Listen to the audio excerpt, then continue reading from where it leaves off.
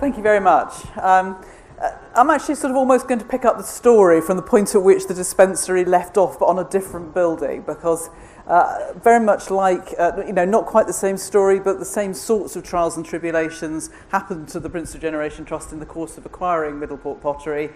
We were so many times thought we had sorted it, we'd got a deal, we were going to make progress, and the whole thing fell apart again. The plus side of that is that by the time we did finally actually acquire the building, we'd had plenty of time to work out what we wanted to do, and the project moved forward a lot more quickly than it might otherwise have done. We actually got into this, and it's good that Ian is here, because he and I went along when he first took over as chairman to see Simon Thurley, and we sort of went along to say hello. And in the course of it, Ian, in his normal expansive way, said, "What can we do for you?"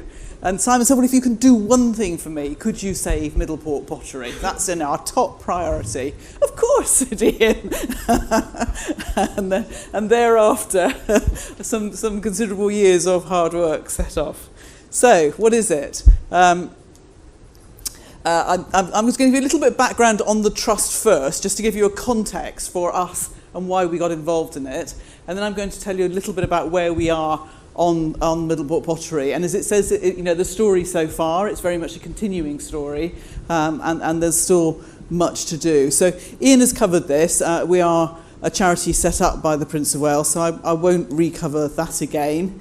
But what I did want to emphasise is this point, which is one that I make repeatedly, so apologise if you've heard me say it before, but actually, we work with buildings. What we do is about people. We don't save buildings for their own sake. We save them for what they can bring to the communities in which they sit. And that's really important. And it's probably taken us, quite a long time to get to the conclusion that that's what these projects are about.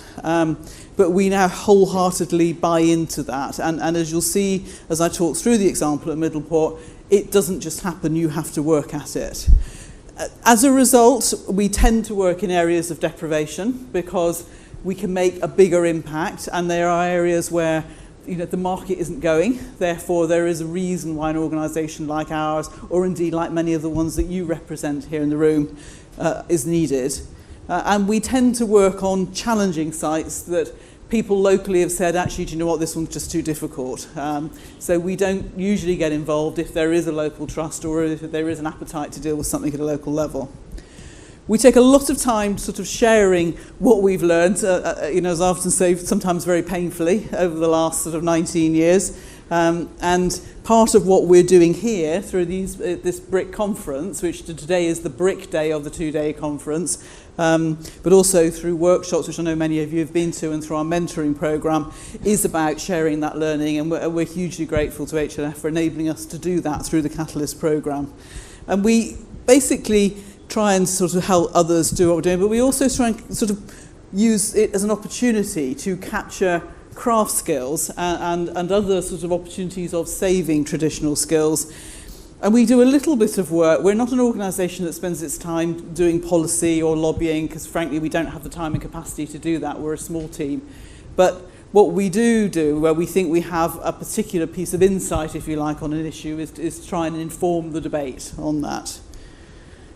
When we get involved in projects, we basically get involved in three different ways. We act as a community advisor, so that's the sort of classic work we're doing through BRIC or through our traditional sort of community capacity programme, where we sit alongside a community. The community group is very much in the lead. It's their project. They're trying to save something, and we're providing help and advice. And I also say, passion has got to be local. We can bring expertise, but actually the passion has got to be at a local level. We're also a social enterprise, and I'll say a little bit more about that in a moment. And on occasions, and Middleport was one of those occasions, we take a building on and deliver it ourselves, or we work in partnership with others. And I think this maybe is self-evident, but delivering these buildings, we talked a bit about this yesterday for those who were here yesterday, it's complicated. Why don't they happen? Well, we went through a number of reasons why they didn't happen yesterday, but it is because there's often a whole range of different things coming together. Ownership is often a big issue, but it can be about the sort of the difficulties in bridging the finances, or it may be about finding the right use, having the right level of vision to do that. And over the years, what we've been able to do is to find ways in which we can broker solutions to those. And we do it by bringing a lot of people around the table to try and share the problem together. And Chris was talking moments ago about sort of some of the work that we did in studying how that happens during the BRIC programme. Because generally speaking, the biggest issue on these things is getting people all pointing in the same direction. Once you've achieved that, the ability to make progress is massively easier. And it is about getting people to see these things as an opportunity. You have there a picture, by the way, of our latest project, which we're involved in right now, which is the Wedgwood Institute, not that far from Middleport Pottery in Burslem. How do we pay for all of this? Always a subject I know of great interest to people. Well, in terms of our activities, we obtain contributions to our core charitable activities to some extent through public funding and mostly through fundraising, same as many of you. We also act as a consultant through our social enterprise companies, so that if we generate funds, we can reinvest those in our charitable work. And we raise funding for projects through a mix of public and private funding, in quite complicated funding packages. And again, you'll see that when I talk about Middleport. We are in the process of putting together a £40 million community investment fund. I think we're at about 23 and counting at the moment, but we're going to get there. So that is very much about creating money to loan into large projects rather than grants.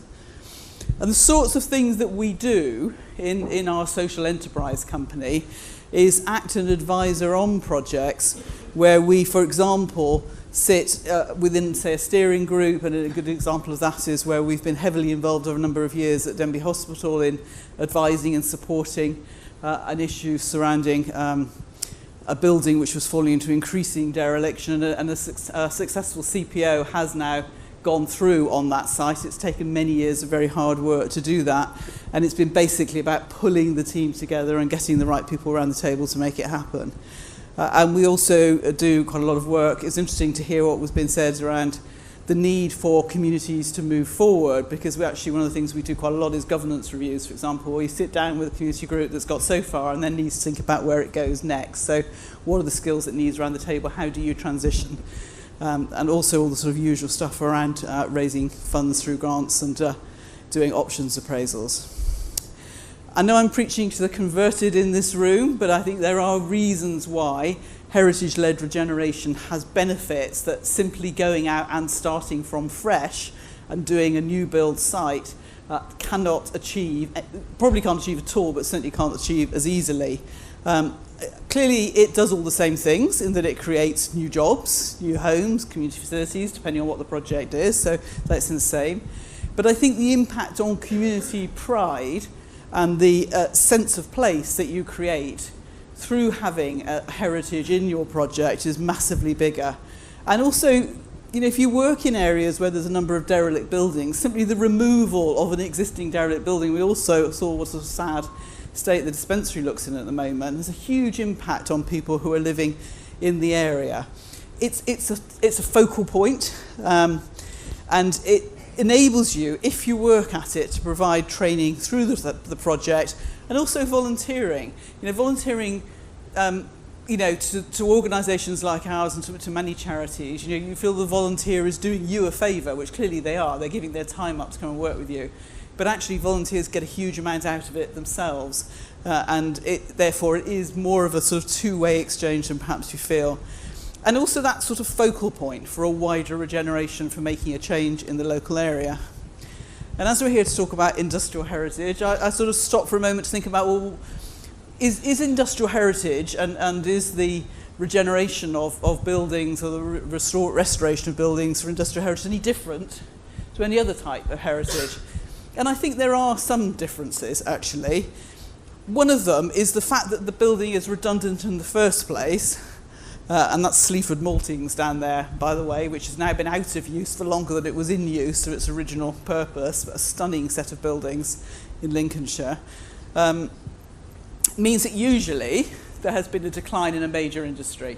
So inevitably, the fact that that industry, which was a big employer and was a big part of the local economy, has disappeared, means that there has already been a negative impact from the loss of that in the local area. So it will have had an impact on morale and an impact on self-worth and pride, and an economic impact, a simple lack of jobs in the local area. And the linkages that people feel for businesses, even that have been closed for quite some period of time, is extraordinary. If you go to talk about one of these buildings, you'd be amazed how many people will come up and say, you know, my grandfather worked there, you know, that was where my mother had her first job. You know, people feel really, really strongly about this. And therefore it has a negative impact when the building is sitting empty, but the positive opportunity is huge. So, Middleport Pottery. This is it from the front. This is you can't actually see it like this. This is a slightly artificial photograph. It is actually how the frontage looks, but it's just so long you wouldn't be able to stand back and see it in quite that fashion. And this is it from the back. And any of you who, I'm sure all of you in fact, are sort of great watchers of the Great Pottery Throwdown will have seen this site as it swoops in over the pottery. We're very pleased to be selected as the location for that when it started filming earlier in the year. And it's almost converted me to reality TV programmes. It's been, it's been great fun. We are now all addicted to it in the office, I have to tell you. It's just to give you an overview of the site, you know, what's it's about. Well, it's 2-star. It was built about 125 years ago. It's in Stoke-on-Trent, and everybody knows Stoke-on-Trent was the home of the potteries, but sadly has lost many, you know, really amazing and well-known businesses. You know, the Spode site now, sadly, is largely empty and is about to be redeveloped. So, you know, it's an area that had suffered from a huge withdrawal of investment and loss of jobs. We bought the site in 2011. As I say, we started, I think, in about 2008. So it took us quite a long time to get to the point where we were actually able to do a deal. And we opened it in 2014. And that is quick because, as I say, we had spent a long time and we thought we were about to get there, and then the whole thing sort of fell apart again. It's a £9 million project. It took us 3 years to get it completed. And we've been incredibly pleased this year to see the work that we've done there recognised through a number of different organisations, including Europa Nostra and a REBA National Award and various placemaking Civic Trust Awards. The way that the project worked is actually that Burley, which is the product that's made at the site, and we mentioned earlier it's a working pottery, actually had owned the site since it was first built, so this was still producing the original product. And when we bought it, we leased 50% of the site back to them. So it was, you know, from a property point of view, a classic sale and lease back. And what we did was we set out to repair the buildings. That clearly was the fundamental part of what we needed to do. We also wanted to keep the business running and to keep the skills. We wanted to create new workshops, so to bring new jobs on site. We wanted to save the existing jobs as well, obviously, and there was a real danger because the buildings have become so derelict that they would be lost and the skills would go with them. We were set out to create a visitor centre so that people could understand the story of what had gone on, plus a new cafe and a bigger shop and some function rooms, learning opportunities, skills training. There was a huge collection. I swear they never threw a single thing away.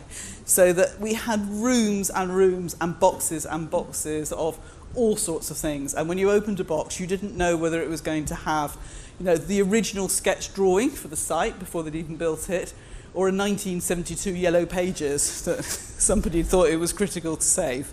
So it's been an extraordinary job just sorting that. And obviously what we wanted was it to be a catalyst for the wider regeneration. We did it in a number of phases. First phase, urgent works. Second phase, we did the main works. We went on and we did something called the Prince of Wales Studios, steam engine, which is we've now raised the money for, and just about to start work. We would like to develop in some terraced houses nearby a learning and resource centre. We're in the process of got some designs and we're just working out what it would cost us. And we'd really love to have a bridge to go across the canal, and we haven't got past dreaming on that one. How did we fund it? Well, a mix of different funding. It was actually 1.2 million from English Heritage. Thank you very much, Chris. Having asked us to do it, I have to say they were hugely supportive and gave us funding towards it on the table before we'd even started getting everybody else. And a range of other funders came in behind that. A lot of it jobs focused, you'll notice. So part of what we were saying is this isn't about heritage, this is about jobs, it's about regeneration. And Stoke City Council were outstanding. They cash flowed it. We couldn't have done the project without them. Challenges, well, we wanted to keep the factory going while we were carrying out all these works, so that was interesting in itself. We didn't want to stop production at any time. We wanted to keep the public coming in. We didn't want to close the doors. We wanted to keep the character of the print, and I have to say, having FCB as our architects was, in retrospect, a stroke of genius as an appointment, because they completely bought in with us this concept of mending the factory, of not doing a huge restoration. And we wanted to do this pulling together of partnership. The business, Burley, which is owned by Denby, was in turn owned by a private equity company. So interesting commercial resources coming together with a charity, and obviously very complex funding requirements. It's a difficult site. A number of elements of it are split around the site. So you're having to deal with people moving around a site that's a working factory, but also has got different elements you want them to visit. We had this huge collection that I talked about, which had been built up over a period of time, all of which had to be itemised and sorted through. Just to give you a feel, that's just some of the mould collection, actually a relatively small proportion of the mould collection, so it was an enormous job. We wanted to deliver training, and we worked very hard to make sure that every element of the project we didn't just use. So we did construction, we drove training through that, including from young people who were out of work and disadvantaged. So very much about making every element of it work more than once. We worked hard on community engagement. We kept it going right the way through the project. So if you came along when we were in construction, we just put a hard hat on. You did a factory tour, you had a hard hat on. So at all points, we kept people coming into the site. And there's just an example of something we've done recently, a maker's market. We now have lots of events going on there. And this is the sort of thing we did. So this is what mending the factory means in practice, that we absolutely did not modernise this place. We got rid of the pigeons, which was a good improvement, and the remnants of the pigeons. And as you can see, but we largely left it as it was. We tidied up spaces up. This is our little office, and this was a design studio originally. That's how it was when we moved in, and that's one of my team, wonderful Teresa, who runs the visitor attraction. And overall, we've managed to have a significant impact. So we have saved the jobs, and we've created more jobs than we set out to in the beginning. Volunteers are amazing. We managed to reach our sort of target visitor number in 6 months this year, and that's the annual visitor target. We've got new businesses on site, and as I said, we've done very well in awards. And we've moved on to do things like the old packing house. Those of you who've ever watched the pottery throwdown will see that when they come to put stuff into the kilns, you can see round windows behind it. That is because that's where the kilns are and the space that's being used at the moment. We did some crowdfunding for money on the steam engine. It was very hard work. It was interesting to hear what was said, but it was successful. And we focused a lot now on how you move out from that. So the council had done some work on houses opposite, and they've been beautifully restored. And we started to extend into the wider area and looking at the development.